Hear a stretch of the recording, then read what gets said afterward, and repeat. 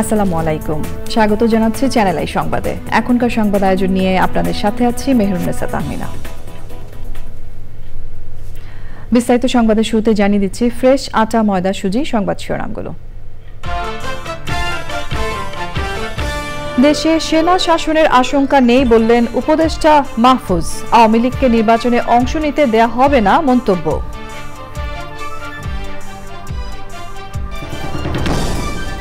রাজনৈতিক দল গঠনে সরকারের সাহায্য নেওয়া হবে হতাশাজনক বললেন তারেক রহমান। দ্রব্যমূল্য নিয়ন্ত্রণে কোনো সিন্ডিকেট ভাঙা যায়নি প্রশ্ন। দাভোসে বিশ্ব অর্থনৈতিক ফোরামের বার্ষিক সভা শেষে দেশে ফিরেছেন প্রধান উপদেষ্টা। 4 দিনের সফরে 47টি অনুষ্ঠানে যোগদান।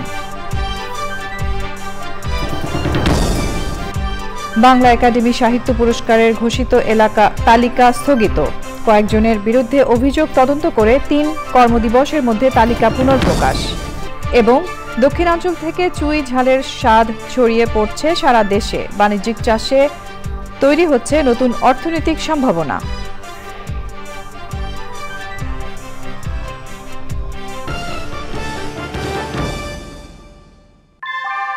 আমরা তৈরি করি বিশ্বমানের জার্মান প্রযুক্তির ভূমিকম্প সহনশীল থার্মেক্স রড, যা আপনার স্থাপনাকে নিরাপদ রাখে প্রজন্ম থেকে প্রজন্ম।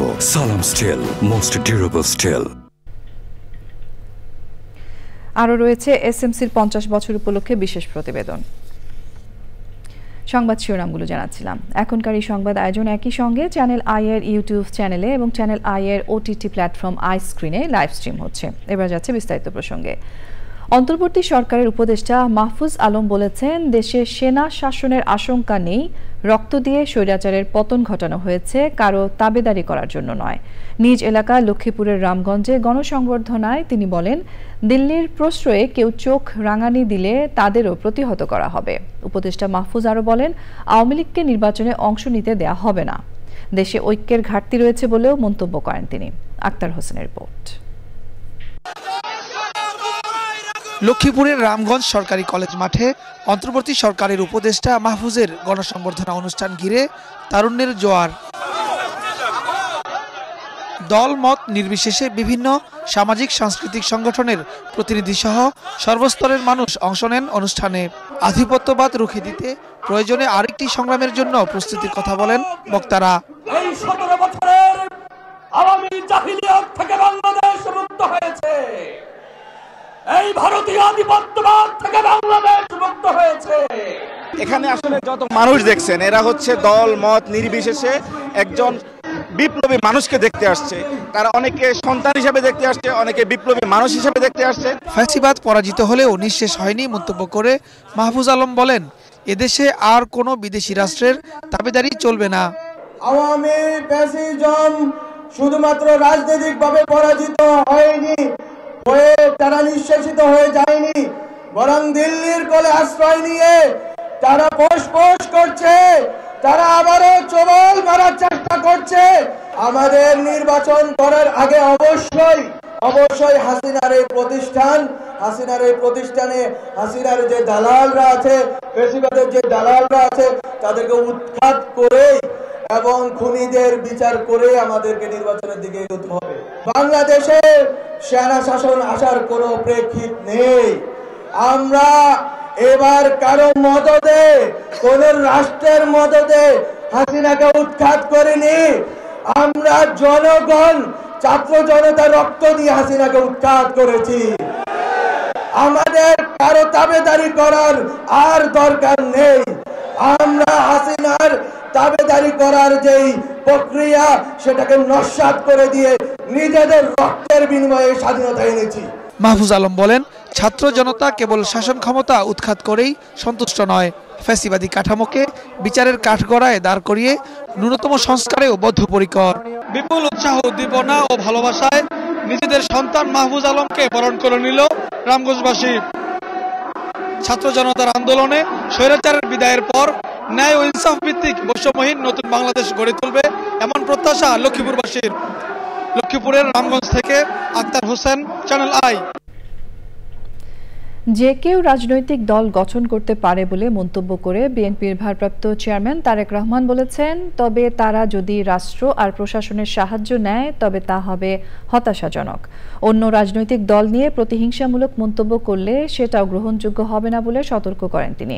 রাজধানীতে শিক্ষক সমাবেশে অনলাইনে যুক্ত হয়ে দ্রব্যমূল্য কমাতে সিন্ডিকেট এখনো ভাঙা যায়নি অভিযোগ করে তিনি প্রশ্ন রেখেছেন, এই সরকারের কেউ কেউ অন্য কিছুতে ব্যস্ত নাকি তারা পারছে না। রাহুল রায় রিপোর্ট।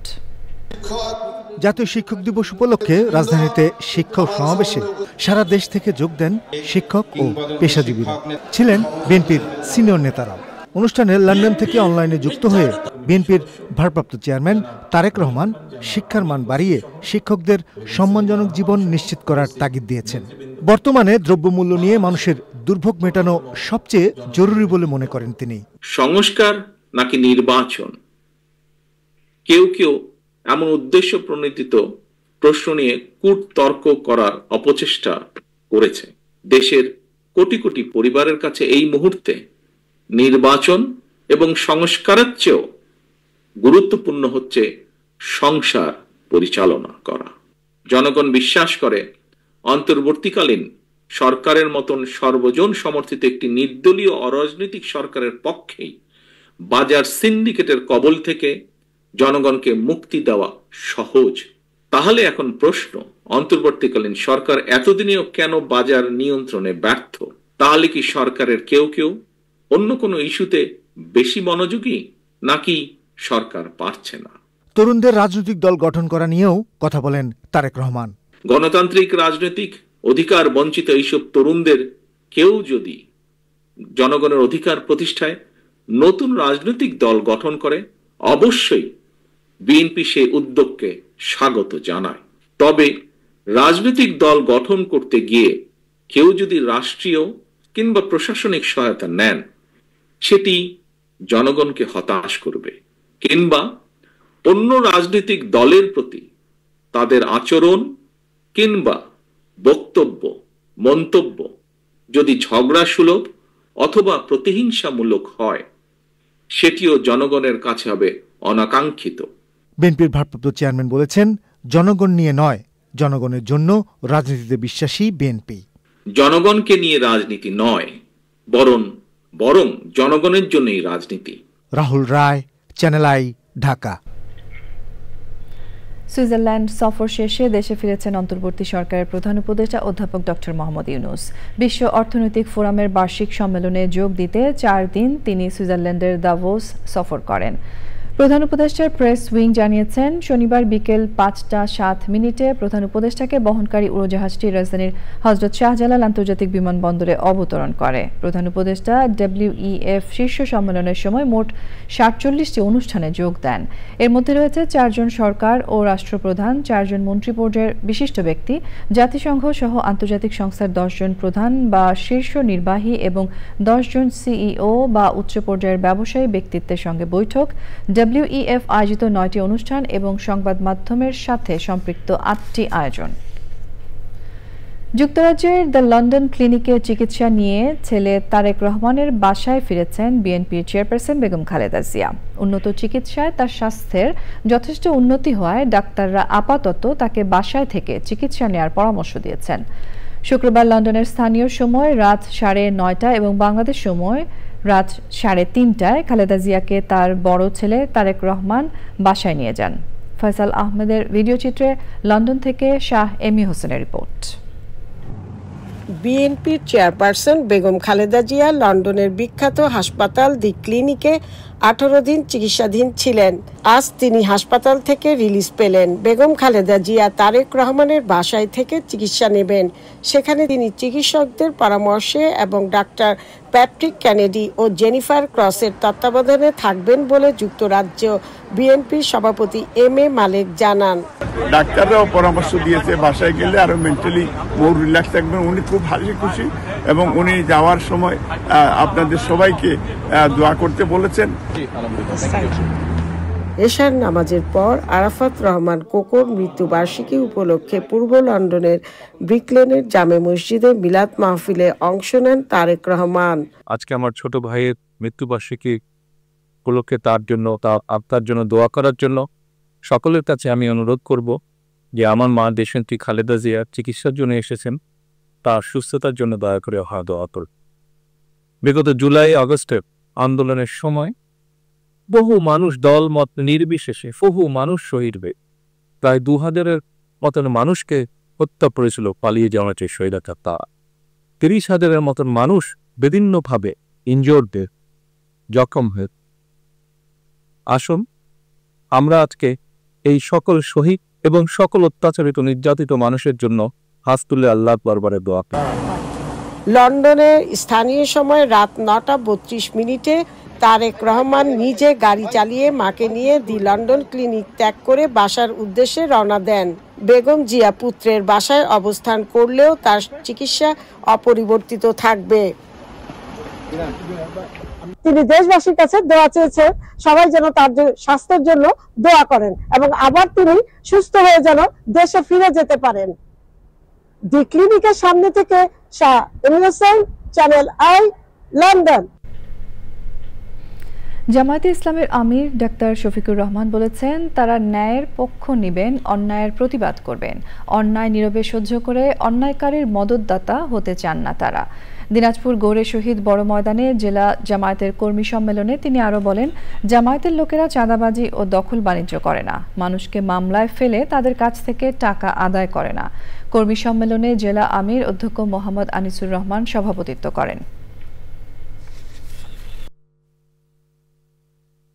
যখনই দেশ এবং জনগণের বিপক্ষে সরকার অবস্থান নিয়েছে, আমাদের সর্বোচ্চ সামর্থ্য অনুযায়ী আমরা রাস্তায় নেমে পড়েছি। আমরা যখনই একটা মিছিল করতাম, আমরা বুঝতাম আজকে আমাদের একটা লোক গুম হতে পারে, এখান থেকে ধরে নিয়ে গুম করে ফেলতে পারে, গুলি করে পঙ্গু বানায় ফেলতে পারে, মামলা দিয়ে জেলে নিতে পারে। তারপরেও শুধু আল্লাহকে পরোয়া করে, এগুলাকে আমরা পরোয়া করি না। বৈষম্য বিরোধী ছাত্র আন্দোলনের সমন্বয়ক ও জাতীয় নাগরিক কমিটির মুখ্য সংগঠক সার্জিস আলম বলেছেন, অন্তর্বর্তী সরকারের উপদেষ্টা ও সমন্বয়কদের নিয়ে সামাজিক যোগাযোগ মাধ্যমে ফ্যাসিস্ট হাসিনা ও তার দোসররা অপপ্রচার চালাচ্ছে। গুজব পাত্তা দিলে সময় নষ্ট ছাড়া কিছুই হবে না বলে মন্তব্য করে সার্জিস বলেন, মানুষের স্বপ্ন ও স্পিরিটকে সামনে রেখে কাজ করলেই দেশ এগিয়ে যাবে। বাংলাদেশের মানুষ খুব ভালো করেই জানে যে তারা এই যে হাজার হাজার কোটি টাকা দেশ থেকে লুটপাট করেছে, ওই টাকা দিয়ে দেশে তো মুখ দেখানোর মতো মুখ তাদের নাই, মুখে তাদের অলরেডি চুনকালি মাখা।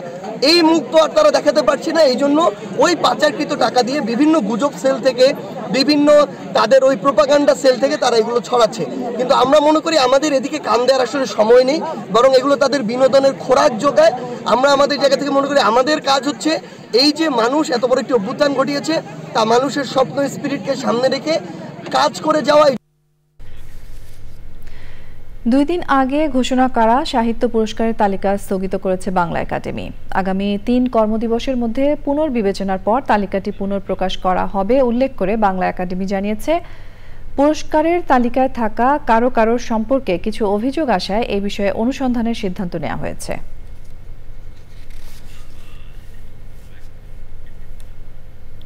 দেশের দক্ষিণাঞ্চলে মাংস রান্নার ঐতিহ্যবাহী উপকরণ চুই ঝাল। মশলা জাতীয় এই পণ্য রাজধানী সহ সারা দেশে ধীরে ধীরে জনপ্রিয় হয়ে উঠছে। চাহিদা বাড়ায় চুই ঝালের বাণিজ্যিক চাষে যুক্ত হচ্ছেন অনেক উদ্যোক্তা।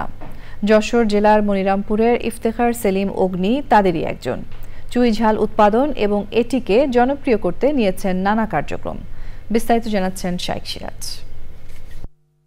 দক্ষিণাঞ্চলের চুই ঝালের স্বাদ ছড়িয়ে পড়েছে সারা দেশে। দিন দিন বাড়ছে এর উৎপাদন। কৃষি সম্প্রসারণ অধিদপ্তরের তথ্য মতে খুলনা, বাগেরহাট, সাতক্ষীরা এবং নড়াইল জেলায় 2022-23 অর্থ বছরে চুইঝাল উৎপাদন হয়েছিল 576 টন। গত 6 বছরে চুইঝালের উৎপাদন বেড়েছে 3 গুণেরও বেশি।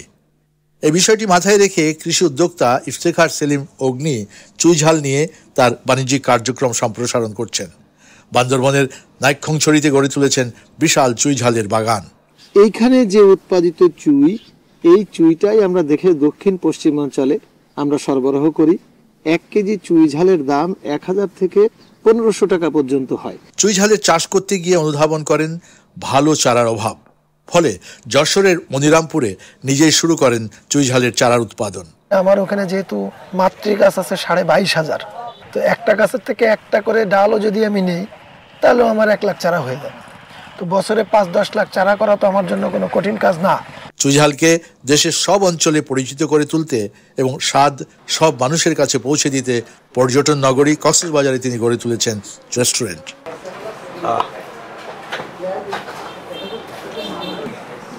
এটা বেশি চাপাতে হবে, যত বেশি চাপাবেন তত বেশি ঝাল বের হবে। রসনা বিলাসে স্থানীয় ঐতিহ্যবাহী মশলা জাতীয় এই কৃষি পণ্যগুলোর ব্যবহার দিন দিন বাড়ছে এবং খাদ্যদ্রব্যে এর এই উপকরণগুলো ছড়িয়ে যাচ্ছে দেশব্যাপী। এটা অর্থনীতির একটা নতুন সম্ভাবনার খাতও তৈরি হচ্ছে। উদ্যোক্তারা বলছেন শুধু দেশের ভেতরে নয়, চুইঝাল সারা পৃথিবীতে বাংলাদেশের ঐতিহ্যবাহী খাবার হিসেবে ছড়িয়ে দেওয়া সম্ভব। প্রয়োজন এর পৃষ্ঠপোষকতা। পর্যটন নগরী কক্সবাজার থেকে শাইখ সিরাজ, চ্যানেল আই। অনলাইন শিক্ষায় বিশ্বজুড়ে পরিচিতি পাওয়া খান একাডেমি এবার তার বাংলা প্ল্যাটফর্ম নিয়ে গবেষণামূলক পাইলট কার্যক্রম চালু করতে যাচ্ছে দেশের বেশ কয়েকটি মাধ্যমিক বিদ্যালয়ে, যা শিক্ষার্থীদের শিক্ষণ পদ্ধতি আরও গতিশীল করবে বলে প্রত্যাশা করছেন সংশ্লিষ্টরা। মিথিলা নাজরিনের রিপোর্ট। ঢাকা, নারায়ণগঞ্জ, গাজীপুর ও নরসিংদীর মোট 30টি মাধ্যমিক বিদ্যালয়ের 60 জন শিক্ষক এবং 5000-এর বেশি শিক্ষার্থীকে সম্পৃক্ত করে বাংলা প্ল্যাটফর্ম চালু করতে যাচ্ছে খান একাডেমি, যেখানে প্রাথমিকভাবে 6ষ্ঠ শ্রেণীর শিক্ষার্থীদের গণিত বিষয়ে শেখার সুযোগ থাকছে। খান একাডেমি বাংলা প্ল্যাটফর্মের পাইলট কার্যক্রমের পরিচিতি অনুষ্ঠানে জানানো হয়েছে, নতুন এই প্ল্যাটফর্মে থাকছে গণিতের টার্গেটেড ভিডিও, প্র্যাকটিক্যাল কুইজ ও অধ্যায়ভিত্তিক টেস্ট অনুশীলনের সুযোগ। শিক্ষার্থীদের ডিজিটাল উপকরণ সরবরাহ সহ সার্বিক সহযোগিতায় থাকছে সাজিদা ফাউন্ডেশন। এডুকেশন প্রোগ্রাম দিয়ে আমাদের যাত্রা শুরু, তারপরে আমরা মাইক্রো ফাইন্যান্স, হেলথ প্রোগ্রাম, হাসপাতাল, মানসিক স্বাস্থ্য, তারপরে লাইভলিহুড এবং ক্লাইমেট চেঞ্জ, ওয়াশ, বিভিন্ন কার্যক্রম পরিচালনা করে আসছে। সো এই খান একাডেমি বাংলাদেশ চ্যাপ্টার আমরা শুরু করতে যাচ্ছি এবং একটা পাইলট কার্যক্রমের মাধ্যমে এটা শুরু করতে যাচ্ছি।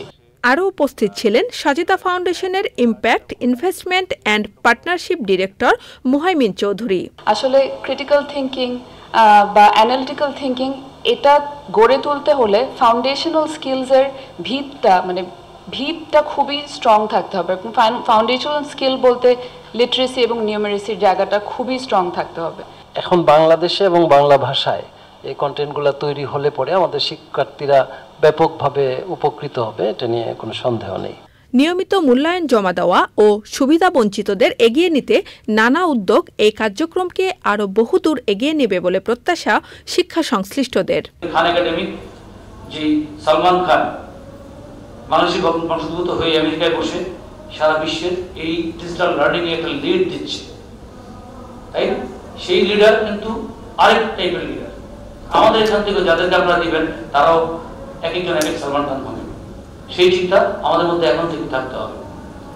আমরা প্রত্যাশা করি আপনারা যে উদ্যোগ নিয়েছেন সেটি অবশ্যই সাধুবাদ জানাই, সেটির জন্য সার্বিক সহযোগিতা থাকবে। আমরা আমাদের সন্তানকে বিশ্বায়নের সন্তান হিসেবে দেখতে চাই, গ্লোবালাইজড ভিলেজের সন্তান হিসেবে দেখতে চাই। গ্লোবালাইজড ভিলেজের সন্তান হিসেবে যখন আমি দেখতে চাইব, তখন শুধুমাত্র আমাদেরকে একটি পদ্ধতি দেখলেই হবে না, বা আমাদেরকে এক্সপেরিয়েন্স দিতে হবে ইন্টারন্যাশনালি বেস্ট প্র্যাকটিসেস যেগুলো আছে। শ্রেণীকক্ষে নিয়মিত শিক্ষা কার্যক্রমের পাশাপাশি নির্বাচিত স্কুলগুলোতে চলমান থাকবে এই অনলাইন শিক্ষা কার্যক্রম। Mithila Naznin, Channel I, Dhaka. 25শে জানুয়ারি 50 বছরে পদার্পণ করেছে সোশ্যাল মার্কেটিং কোম্পানি এসএমসি। বিভিন্ন উদ্ভাবনী পণ্যের বিপণন ও প্রয়োজনীয় স্বাস্থ্য সেবা প্রদানের মাধ্যমে প্রতিষ্ঠানটি গত 5 দশকে দেশের স্বাস্থ্য ও পরিবার কল্যাণে রেখেছে অনন্য অবদান, জীবন বাঁচিয়েছে কোটি প্রাণের।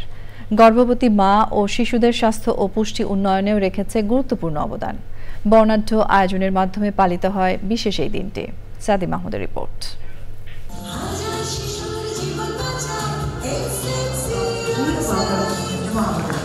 সুস্থ মা ও শিশু আর কোটি মানুষকে হাসি খুশি রাখার লক্ষ্যেই এগিয়ে চলছে সোশ্যাল মার্কেটিং কোম্পানি এসএমসি। বিভিন্ন উদ্ভাবনী পণ্যের বিপণন ও স্বাস্থ্যসেবা প্রদানের মাধ্যমে গত 5 দশকে অসামান্য সাফল্য অর্জন করেছে প্রতিষ্ঠানটি। প্রাতিষ্ঠানিক সুশাসন, সুষ্ঠু ব্যবস্থাপনা ও কর্মীদের নিরলস প্রচেষ্টা, কৌশলগত পরিকল্পনা এবং সরকার ও উন্নয়ন অংশীজনদের সহযোগিতায় এসেছে এই সফলতা। পথ চলার 50 বছর স্মরণীয় করে রাখতে বর্ণাঢ্য আয়োজন। কর্মকর্তা কর্মচারী সহ যোগ দেন বিভিন্ন পর্যায়ের প্রতিনিধিরা। টেকসই এবং অসাধারণ উন্নয়ন নিশ্চিত করে দেশের নারী, শিশু এবং পরিবারের জীবনমান উন্নত করার লক্ষ্যে এসএমসি কাজ করছে। একসাথে আমরা সামনে থাকা চ্যালেঞ্জ মোকাবেলা করব এবং সুযোগগুলোর সদ্ব্যবহার করে একটি উজ্জ্বল ভবিষ্যতের পথে এগিয়ে যাব। I would like to pay my tribute to the all 23,000 network providers who are lifeline of SMC program. আমাদের লক্ষ্য বাংলাদেশের প্রতিটি ঘরে সুস্থ মা ও শিশু, সার্বিক সমৃদ্ধতর জীবনমান। এসএমসি সেবা আর পণ্য ব্যবহার করে সমৃদ্ধ দেশ গড়তে আমাদের পাশে থাকুন। আগামীতে দেশের স্বাস্থ্য খাতে আরও গুরুত্বপূর্ণ ভূমিকা রাখতে এসএমসি কাজ করে যাবে বলে জানান প্রধান অতিথি অর্থ উপদেষ্টা doctor Salehuddin Ahmed. We think that capital টাকা পয়সাই সব, আর মানে অর্থ দিলেই সব হয়ে যাবে। No, it's not true. The labor efficiency, labor productivity is very, very important, and health is one of the most important factors. That way, we think that SMC is doing a good job, and especially mother and the child. I'm really impressed. Very true. It's not just empty words.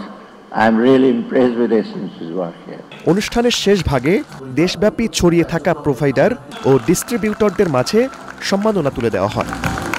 সাদি Mahmud, channel I, Dhaka. আমাদের এবারের প্রসঙ্গ I sports.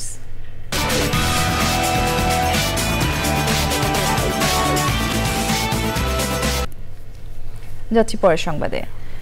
তৈরি পোশাক শিল্পের অন্যতম বড় উদ্যোক্তা বিজিএমই এর সাবেক সভাপতি মোস্তফা গোলাম কুদ্দুস মারা গেছেন।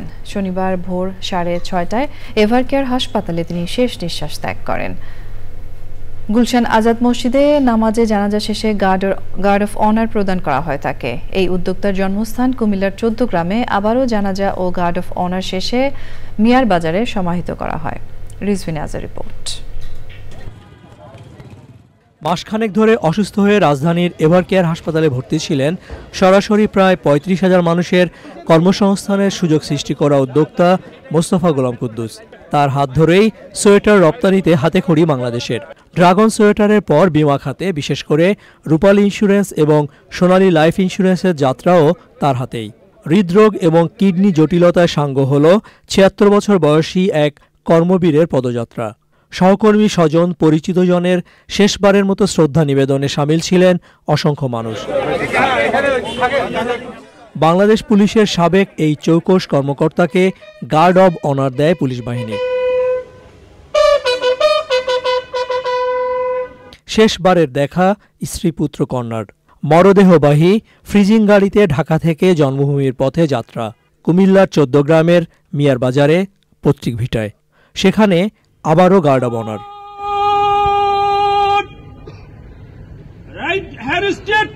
রিজভিন আওয়াজ, চ্যানেল আই, ঢাকা। সংবাদের এই পর্যায়ে আমরা নিয়ে নিচ্ছি একটা বিরতি, এবং বিরতির পর আরও যা থাকছে। যুদ্ধবিরতি চুক্তির আওতায় 4 ইসরায়েলি নারী সেনাকে মুক্তি দিল হামাস। বিনিময়ে কারাবন্দী 200 ফিলিস্তিনিকে মুক্তি দিয়েছে ইসরায়েল।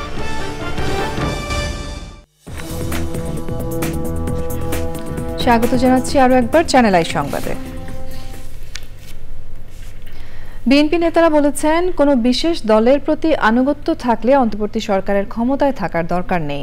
জাতীয় প্রেস ক্লাবে নিউ ইয়র্ক বিএনপি আয়োজিত আলোচনায় দলের চেয়ারপারসনের উপদেষ্টা আব্দুস সালাম বলেছেন, বিএনপি নির্বাচনের জন্য রক্ত দিয়েছে, কারো ক্ষমতা দীর্ঘস্থায়ী করার জন্য নয়। দলের স্থায়ী কমিটির সদস্য খন্দকার মোশাররফ হোসেন বলেছেন, নির্বাচন নিয়ে ষড়যন্ত্র চলছে। দ্রুত নির্বাচনের জন্য অন্তর্বর্তী সরকারকে বিএনপি সমর্থন দিয়েছে বলেও মন্তব্য করেছেন তিনি। নির্বাচনে তো ভয় পান কেন? বিএনপি তো বলতেছে না যে আমারে ক্ষমতায় দিয়া তারপরে নির্বাচন দেন।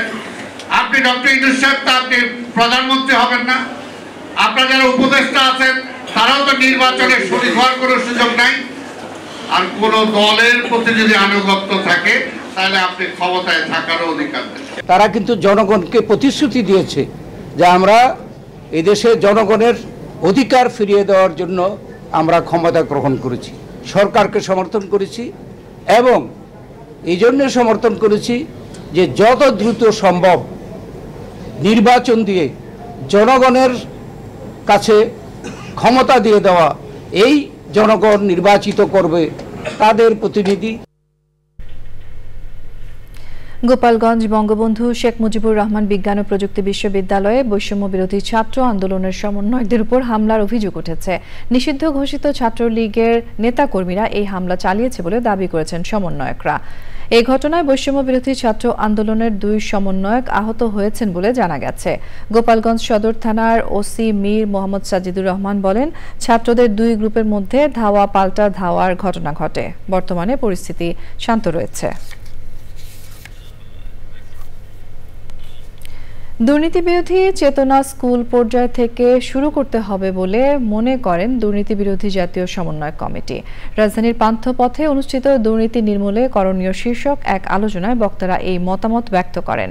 আগামী 2 মাসের মধ্যে সোহরাওয়ার্দী উদ্যানে সমাবেশ করে দুর্নীতির বিরুদ্ধে রাজনৈতিক দলকে ঐক্যমতে এনে রাজনৈতিক ম্যানিফেস্টোতে দুর্নীতি নির্মূলের বিষয়টি প্রধান প্রস্তাবনা করার আহ্বান জানানো হবে বলেও ঘোষণা দেন তারা। বক্তৃতা করেন অবসরপ্রাপ্ত lieutenant general doctor Chowdhury Hasan Suhrawardy বীর বিক্রম, জাতীয় প্রেস ক্লাবের সাধারণ সম্পাদক আইয়ুব ভূঁইয়া, একাডেমি অফ এগ্রিকালচারের সভাপতি অধ্যাপক ডক্টর লুৎফুর রহমান এবং দুর্নীতি বিরোধী জাতীয় সমন্বয় কমিটির সাধারণ সম্পাদক সরওয়ার ওয়াদুদ চৌধুরী।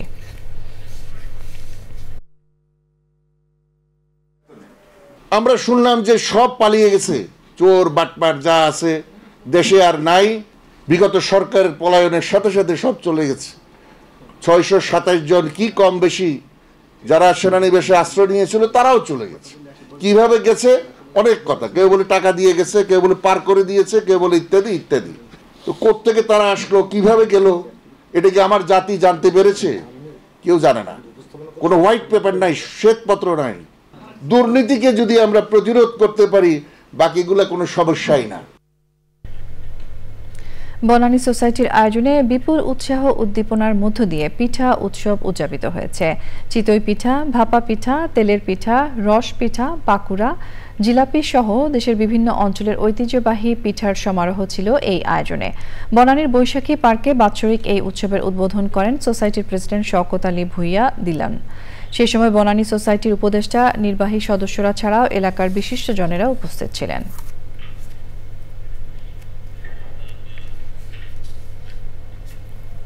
নিটল টাটা আন্তর্জাতিক সংবাদ।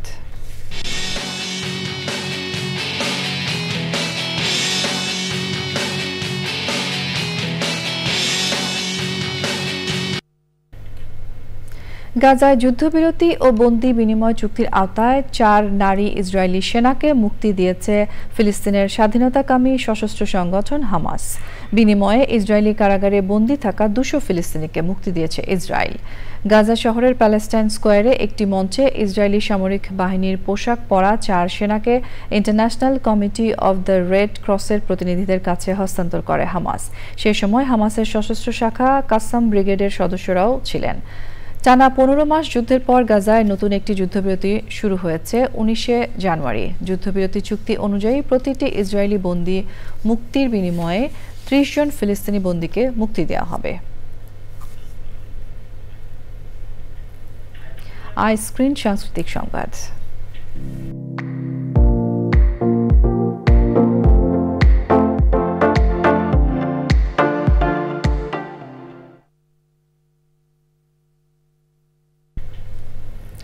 ঢাকা সহ সারা দেশের 11টি সিনেমা হলে মুক্তি পেয়েছে আয়নাবাজি খ্যাত নির্মাতা অমিতাভ রেজা চৌধুরী পরিচালিত চলচ্চিত্র রিকশা গার্ল।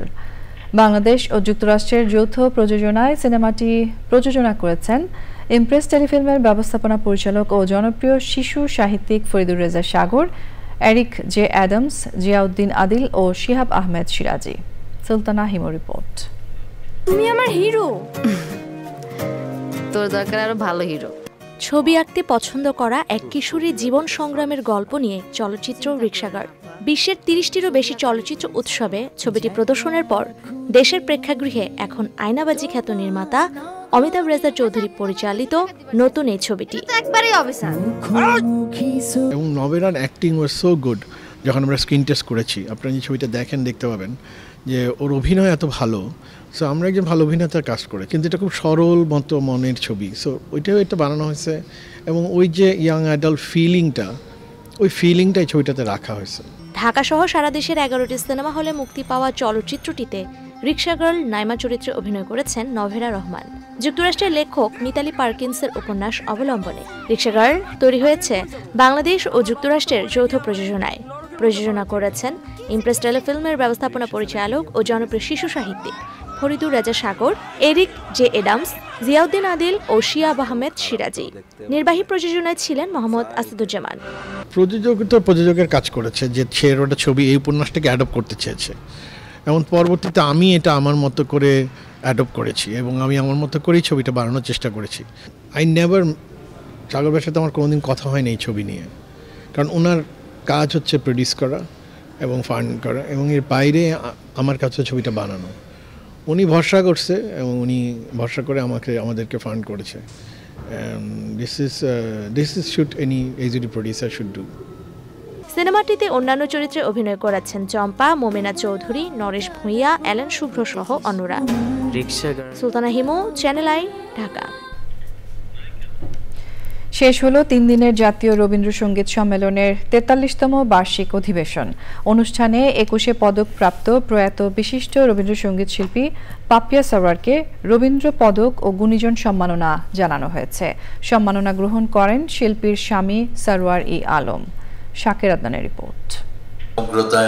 সংস্কৃতির শক্তিতে বলবান হয়ে নবপ্রত্যয়ে এগিয়ে চলো এমন সংকল্প নিয়ে জাতীয় রবীন্দ্রসঙ্গীত সম্মেলনের 43তম বার্ষিক অধিবেশনের সমাপনী ধানমন্ডির ছায়ানট সংস্কৃতি ভবনে। আয়োজনে অংশগ্রহণ করেন সংস্কৃতি মনা ও সঙ্গীত প্রেমীরা। প্রধান অতিথি ছিলেন বরেণ্য চিত্রশিল্পী রফিকুন নবী। অস্থির সময় পার করছি, সমস্ত পৃথিবী জুড়ে এক অবক্ষয় চলছে, মূল্যবোধের অবক্ষয়। এই অবক্ষয় আমাদের মন, আমাদের বোধ, আমাদের চিন্তা ভাবনা, আমাদের কল্পনার জগৎ একেবারে আচ্ছন্ন হয়ে রয়েছে এক অবক্ষয়। এই অবক্ষয় থেকে বেরোনোর পথ তো আমাদের রবীন্দ্রনাথই দেখিয়েছেন। জাতীয় রবীন্দ্রসঙ্গীত সম্মেলন পরিষদ সেই মুক্তির লড়াইয়েরই একটা প্রত্যয় নিয়ে সংস্কৃতিকে, শিল্পকে এবং বিশেষভাবে সঙ্গীতকে বরণ করে তাদের যাত্রা শুরু করেছিল 1981 সালে। আজকে সেই দিনটির কথা, সেই সময়ের কথা মনে হয়। পরে সাংস্কৃতিক অনুষ্ঠানের আয়োজন করা হয়। শাকের আদনান, চ্যানেল আই, ঢাকা। ৭১ আমাদের অস্তিত্বের শেকড় শিরোনামে রাজধানীতে সঙ্গীত সন্ধ্যা হয়েছে। গান পরিবেশন করেন বরেণ্য সঙ্গীত শিল্পী বীর মুক্তিযোদ্ধা তিমির নন্দী ও শিল্পী দেবলীনা। সাংস্কৃতিক সংগঠন আমরা সূর্যমুখী আয়োজিত অনুষ্ঠানে সঙ্গীত প্রেমী ও সংস্কৃতি মনা ব্যক্তিরা উপস্থিত ছিলেন।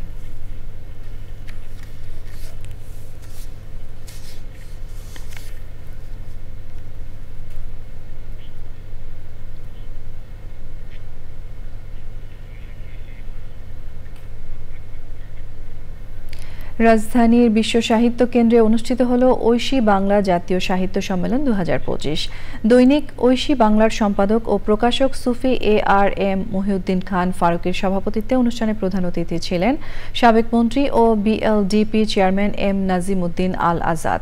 বিশেষ অতিথি ছিলেন জাতীয় চলচ্চিত্র পুরস্কার ও 21 পদকপ্রাপ্ত শিল্পী সৈয়দ আব্দুল হাদি। সম্মেলনের উদ্বোধন করেন কবি ও গবেষক ডক্টর SM শাহনূর।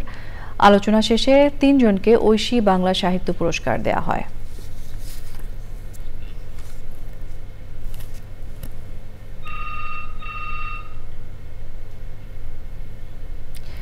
রাশিদুল ইসলামের লেখা ডারউইন তত্ত্ব, মডেল মসজিদ ও ইসলামের মৌলিক বিষয়সমূহ শীর্ষক বইয়ের মোড়ক উন্মোচন হয়েছে। বাংলা একাডেমির কবি শামসুর রহমান হলে আয়োজিত সভায় অর্পণ দর্পণ ফাউন্ডেশনের চেয়ারম্যান শারমিনা পারভিনের সভাপতিত্বে অনুষ্ঠানে প্রধান অতিথি ছিলেন ঢাকা বিশ্ববিদ্যালয়ের দর্শন বিভাগের অধ্যাপক শাহ কাউসার মুস্তাফা আব্দুল ওয়ালি। বইটির প্রকাশ করেছে ইসামতি প্রকাশনী। এবারে রয়েছে কৃষি সংবাদ।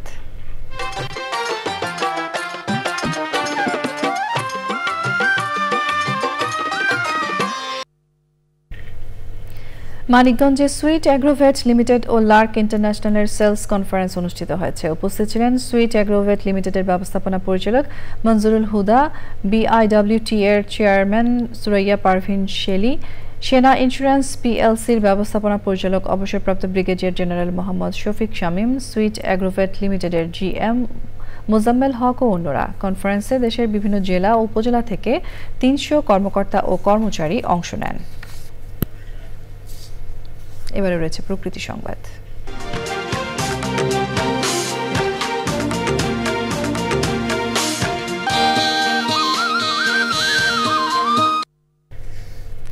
নেত্রকোনার মগরা নদী দখল দূষণ রোধে মানববন্ধন ও নাগরিক সমাবেশ হয়েছে। জেলা প্রেস ক্লাবের সামনে কর্মসূচির আয়োজন করে পরিবেশবাদী যুব সংগঠন গ্রিন ভয়েস।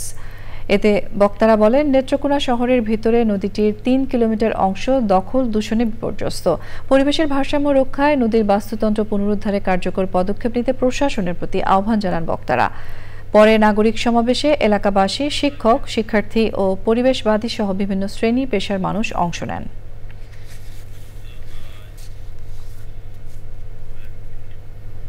সংবাদের এই পর্যায়ে আমরা নিয়ে নিচ্ছি আরও একটা বিরতি, এবং বিরতির পর্যায়ে থাকছে। স্বাগত জানাচ্ছি আরও একবার চ্যানেল আই সংবাদে।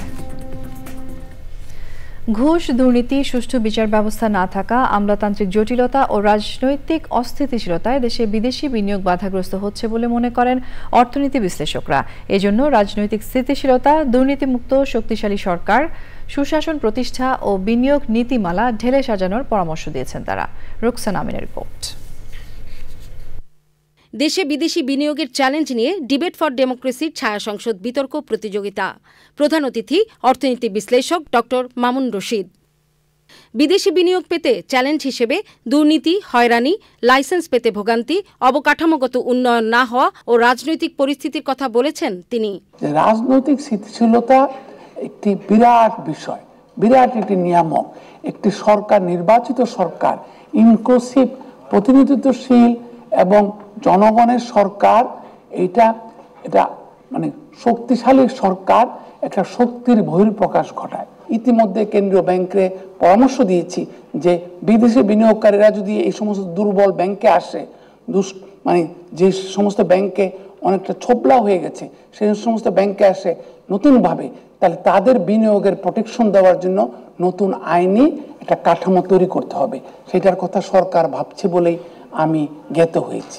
অর্থনৈতিক স্বার্থে চাঁদাবাজি বন্ধ করা ও রাজনৈতিক প্রভাবমুক্ত হয়ে বিডা ও বেবজা সহ আর্থিক প্রতিষ্ঠানগুলোকে একই ছাদের নিচে নিয়ে আসার তাগিদ দিয়েছে ডিবেট ফর ডেমোক্রেসি।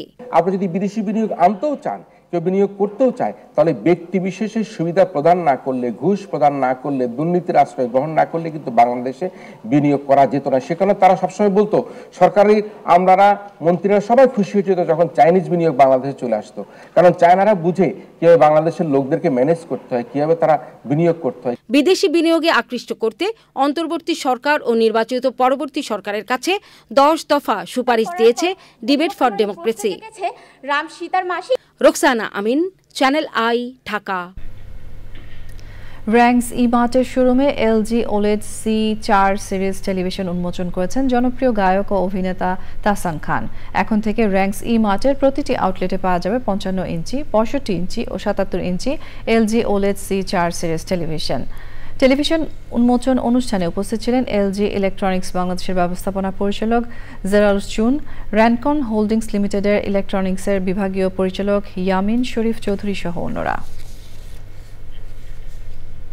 পূবালী ব্যাংকের রাজশাহী অঞ্চলের প্রথম শাখা ব্যবস্থাপক সম্মেলন অনুষ্ঠিত হয়েছে। সম্মেলনে প্রধান অতিথি ছিলেন পূবালী ব্যাংক পিএলসির ব্যবস্থাপনা পরিচালক ও প্রধান নির্বাহী মোহাম্মদ আলী। বিশেষ অতিথি ছিলেন ব্যাংকের প্রধান কার্যালয়ের মহাব্যবস্থাপক মোহাম্মদ কামরুজ্জামান। সভাপতিত্ব করেন রাজশাহী অঞ্চলের অঞ্চল প্রধান মোহাম্মদ সাজিদুর রহমান। এই সময় ব্যাংকের ঊর্ধ্বতন নির্বাহীরা উপস্থিত ছিলেন। পপুলার লাইফ ইন্স্যুরেন্স কোম্পানি লিমিটেডের উদ্যোগে রাজধানীর সেগুনবাগিচায় আন্তর্জাতিক মাতৃভাষা ইনস্টিটিউট অডিটোরিয়ামে কর্মসংস্থান, দারিদ্র্য বিমোচন ও অর্থনৈতিক উন্নয়নে পপুলার লাইফের ভূমিকা শীর্ষক এক আলোচনা সভা অনুষ্ঠিত হয়েছে। কোম্পানির চেয়ারম্যান মোহাম্মদ জহিরুল ইসলাম চৌধুরীর সভাপতিত্বে অনুষ্ঠানে প্রধান অতিথি ছিলেন বিএনপির জাতীয় স্থায়ী কমিটির সদস্য আমির খসরু মাহমুদ চৌধুরী। বিশেষ অতিথি ছিলেন কোম্পানির উদ্যোক্তা, পরিচালক ও সাবেক চেয়ারম্যান আমির হুমায়ুন মাহমুদ চৌধুরী। এই সময় কোম্পানির অতিরিক্ত ব্যবস্থাপনা পরিচালক বিএম শওকত আলী সহ প্রতিষ্ঠানের ঊর্ধ্বতন কর্মকর্তারা উপস্থিত ছিলেন।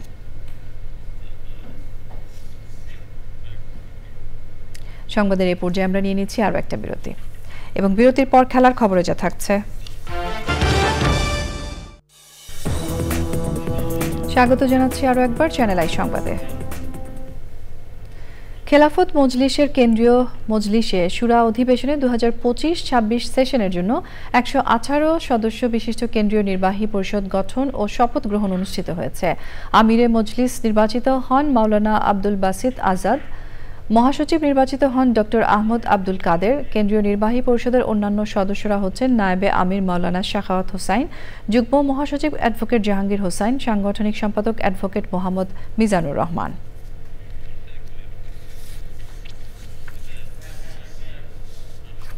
ঢাকায় চট্টগ্রাম ফোরাম উত্তরা ঢাকার বার্ষিক সাধারণ সভা অনুষ্ঠিত হয়েছে। ঢাকার উত্তরার 3 নম্বর সেক্টরের একটি কমিউনিটি সেন্টারে এই সভা অনুষ্ঠিত হয়।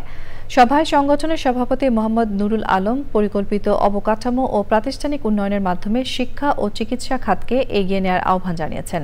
তিনি সঠিক উন্নয়নের মাধ্যমে মেধা পাচার বন্ধ ও বৈদেশিক মুদ্রা সাশ্রয়ের তাগিদ দেন।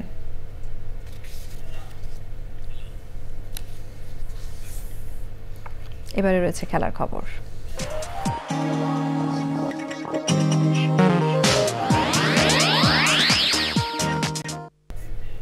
4 দিনের অ্যাপেক্স গলফ টুর্নামেন্ট শেষ হয়েছে। সন্ধ্যায় আর্মি গলফ ক্লাবে টুর্নামেন্টের পুরস্কার বিতরণী অনুষ্ঠানে প্রধান অতিথি ছিলেন সেনা প্রধান জেনারেল ওয়াকারুজ্জামান।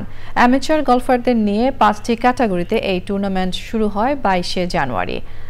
টুর্নামেন্টে 836 জন গলফার অংশ নেন।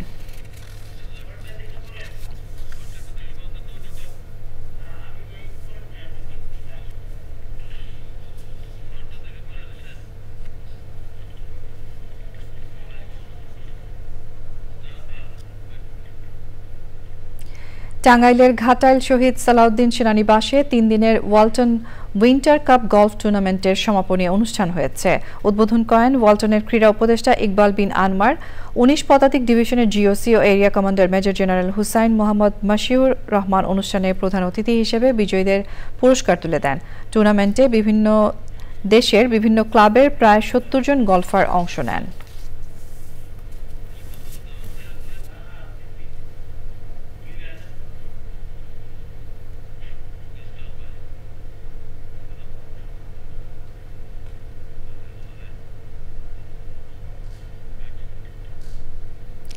সমাজ কল্যাণ মন্ত্রণালয়ের সচিব ডক্টর মোহাম্মদ মহিউদ্দিন বলেছেন, বৈষম্যহীন বাংলাদেশ বিনির্মাণে সুবিধাবঞ্চিত শিশুদেরকেও সুস্থ সবল নাগরিক হিসেবে গড়ে তুলতে হবে। চট্টগ্রাম এম.এ. আজিজ স্টেডিয়ামে সমাজসেবা বিভাগের 2 দিনের আন্তঃপ্রতিষ্ঠানিক বার্ষিক ক্রীড়া ও সাংস্কৃতিক প্রতিযোগিতার উদ্বোধনী অনুষ্ঠানে প্রধান অতিথির বক্তব্যে তিনি এই কথা বলেন। বিভাগীয় সমাজসেবা কার্যালয়ের পরিচালক কাজী নাজিমুল ইসলামের সভাপতিত্বে অনুষ্ঠানে বিশেষ অতিথি ছিলেন সমাজসেবা অধিদপ্তরের মহাপরিচালক মোহাম্মদ সাইদুর রহমান খান, বিভাগীয় কমিশনার ডক্টর মোহাম্মদ জিয়াউদ্দিন সহ অন্যরা।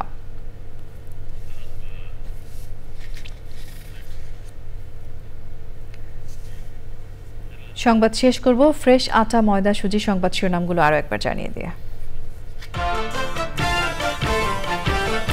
দেশে সেনা শাসনের আশঙ্কা নেই বললেন উপদেষ্টা মাহফুজ। আওয়ামী লীগকে নির্বাচনে অংশ নিতে দেয়া হবে না মন্তব্য।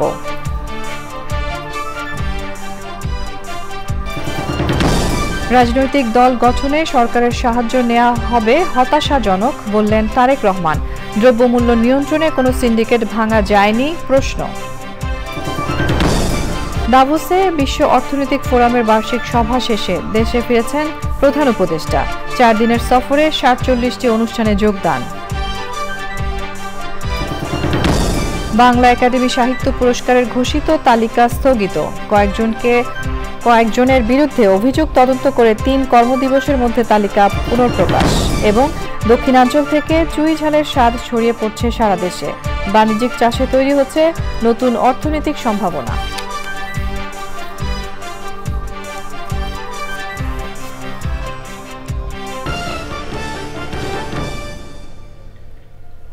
প্রিয় দর্শক, এরই সঙ্গে শেষ করছি আমাদের এখনকার সংবাদ আয়োজন। ধন্যবাদ এতক্ষণ সঙ্গে থাকার জন্য।